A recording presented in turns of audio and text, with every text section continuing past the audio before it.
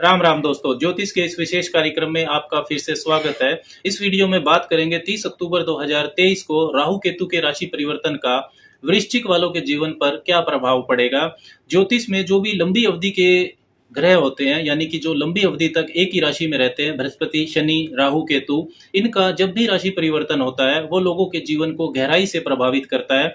30 अक्टूबर 2023 को राहु मेष राशि से निकलकर मीन राशि में प्रवेश करेंगे और केतु तुला राशि से निकलकर कन्या राशि में प्रवेश करेंगे। ये हमेशा वक्री चलते हैं, उल्टा चलते हैं और 18 महीने तक राहु और केतु की ये स्थिति बनी रहेगी। 29 मई 2025 तक राहु मीन में और केतु कन्या में ही रहेंगे। दोस्तों, ये जो वीडियो है ये जो वृश्चिक लगन वाले लोग हैं उनके लिए भी और वृश्चिक राशि यानी कि चंद्र राशि जिनकी वृश्चिक है, दोनों के लिए ही बहुत महत्वपूर्ण है। लेकिन लॉजिकली राहु केतु के राशि परिवर्तन का जो परिणाम है वो जिनकी राशि चंद्र राशि वृश्चिक है उनको ज्यादा सटीकता से प्रभावित करेगा।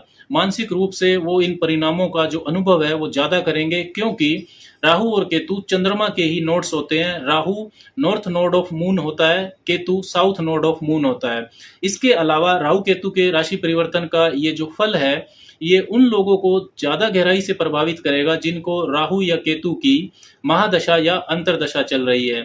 जिन व्यक्तियों की वृश्चिक वाले व्यक्तियों की कुंडली में राहु और केतु मजबूत स्थिति में है उनको भी ये राशि परिवर्तन का फल गहराई से प्रभावित करेगा।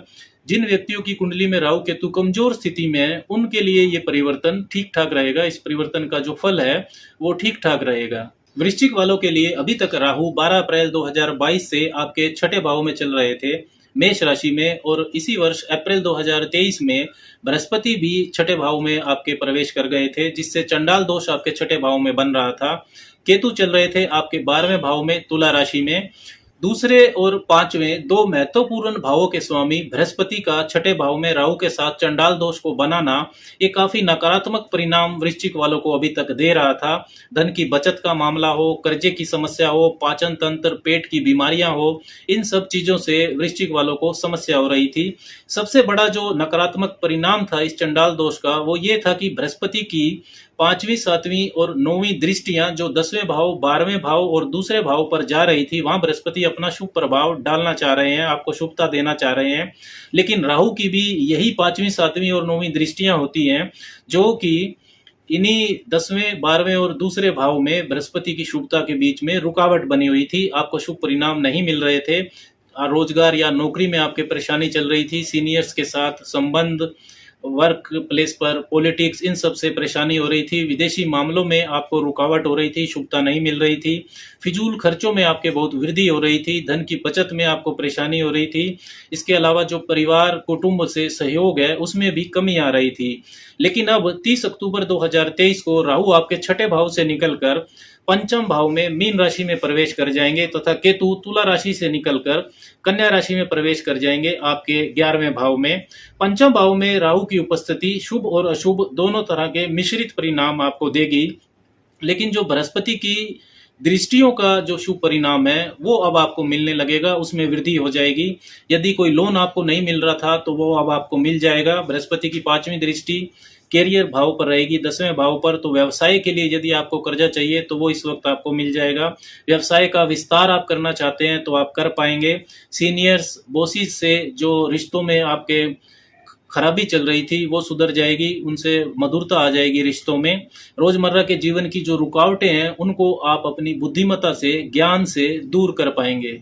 विदेश संबंधी कार्यों में आपको मदद मिलेगी। विदेश यदि आप जाना चाहते हैं तो आप जा सकेंगे, रुकावटें आपकी दूर हो जाएंगी। विदेशी व्यापार में भी आपको मदद मिलेगी। इंपोर्ट एक्सपोर्ट के काम में भी बृहस्पति की 7वीं दृष्टि का प्रभाव शुभता लाएगा। आपके अनावश्यक खर्चे बंद हो जाएंगे। दान पुण्य में आपका ज्यादा खर्चा होने लगेगा। बृहस्पति की जो 9वीं दृष्टि है वो दूसरे भाव पर जाएगी, तो दूसरे भाव के स्वामी भी आपके बृहस्पति ही बनते हैं, तो ये सब ग्रही दृष्टि होगी। धन की बचत का मामला आपका मजबूत होगा। वाणी आपकी प्रभावशाली हो जाएगी। कुटुंब का सहयोग आपके लिए बढ़ जाएगा। परिवार का सहयोग अच्छा मिलने लगेगा। 30 अक्टूबर 2023 को राहु जब पंचम भाव में प्रवेश करेंगे तो ये गोचर बृहस्पति की जो दृष्टियों की शुभता है ये आपके जीवन में तो बढ़ाएगा ही, पंचम भाव जो होता है जहां पर राहु जाएंगे वो आपकी बुद्धि का है, आपकी निर्णय लेने की अक्षमता का है, आपकी इंटेलिजेंस का है, शिक्षा का है, संतान, प्रेम संबंध, स्पेकुलेशन, सट्टा, शेयर बाजार, एक्टिंग, सिनेमा, ये सब पंचम भाव से देखा जाता है। पंचम भाव आपके पेट का भी है और मंत्र सिद्धि भी पंचम भाव से देखी जाती है। तो जो वृश्चिक वाले एक्टिंग, सिनेमा, स्पोर्ट्स, पॉलिटिक्स से जुड़े हैं उनको जो पंचम भाव में राहु का गोचर है वो लाभ देगा। शिक्षा प्राप्ति में राहु का पंचम भाव में गोचर शुभ नहीं है। शिक्षा में जो एकाग्रता है, कंसंट्रेशन, उसको बनाने में आपको परेशानी होगी, मन भटकेगा छात्रों का। वृश्चिक वाले जो संतान पाने के इच्छुक हैं उनके लिए अशुभता लाएगा राहु का ये गोचर। जो वृश्चिक वाली महिलाएं प्रेग्नेंट हैं उनको विशेष सावधानी रखनी होगी। अचानक से असामान्य रुकावट राहु दे सकता है, लेकिन यदि आपकी संतान विदेश जाना चाहती है, विदेश जाकर शिक्षा प्राप्त करना चाहती है या विदेश में सेटल होना चाहती है तो राहु का प्रभाव शुभ रहेगा। जनरली संतान से जो मतभेद हैं वो वृश्चिक वालों के राहु के इस प्रभाव से बढ़ जाएंगे। सट्टा, शेयर बाजार, गैम्बलिंग, इनमें आपका धन बर्बाद हो सकता है। शॉर्टकट की तरफ आपकी बुद्धि जाएगी। पंचम भाव आपके पैशन का होता है, जो चीज आपको अच्छी लगती है तो राहु उस प्रवृत्ति को आप और ज्यादा बढ़ाएगा, आपको पैशनेट बनाएगा। लेकिन राहु एक आउटकास्ट प्लेनेट है तो ये जो नियम कानून होते हैं उनकी परवाह नहीं करता है। पेट अगर आपको पहले से खराब रहता है, पेट में कोई आपको अगर गंभीर समस्या है तो ये बहुत सावधानी वाला समय रहेगा वृश्चिक वालों के लिए। पूजा पाठ से आपका मन भटक सकता है। अंट संट तांत्रिक पूजा में धन और समय आपका बर्बाद हो सकता है। प्रेम संबंधों में गलतफहमी बढ़ेगी जब राहु पंचम भाव में गोचर करेंगे। अपने से बड़ी उम्र वालों के साथ आपके प्रेम संबंध बन सकते हैं। राहु का जो अशुभ प्रभाव है पंचम भाव में होने से ये 1 मई 2024 तक ज्यादा रहेगा, क्योंकि राहु के डिस्पोजिटर बृहस्पति जो पंचम भाव के स्वामी हैं वो छठे भाव में रहेंगे। इसके बाद बृहस्पति सप्तम भाव में गोचर कर जाएंगे, वृष राशि में केंद्र में आ जाएंगे, तब राहु की जो अशुभता है वो कम हो जाएगी। राहु की जो 5वीं दृष्टि है वो 9वें भाव पर जाएगी तो जो उच्च शिक्षा है ये दृष्टि उसमें रुकावट डाल सकती है। कोई गलत मार्गदर्शन आपको मिल सकता है। पिता व गुरुओं से आपके वैचारिक मतभेद हो सकते हैं। शनि की 10वीं दृष्टि और पंचम भाव से राहु की 9वीं दृष्टि आपके पहले भाव पर जाएगी तो आपके व्यक्तित्व को, आपके थॉट प्रोसेस को ये भ्रमित कर सकती है, तनाव आपके लिए बढ़ाएगी। किसी भी महत्वपूर्ण निर्णय को अगर आपको लेना है तो बुजुर्गों से पहले सलाह ले लें तो ज्यादा अच्छा रहेगा।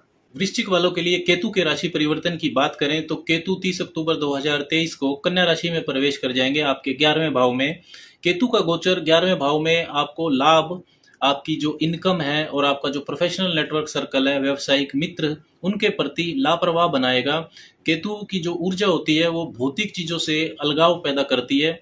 स्पिरिचुअल इंक्लिनेशन जो है वो केतु देता है।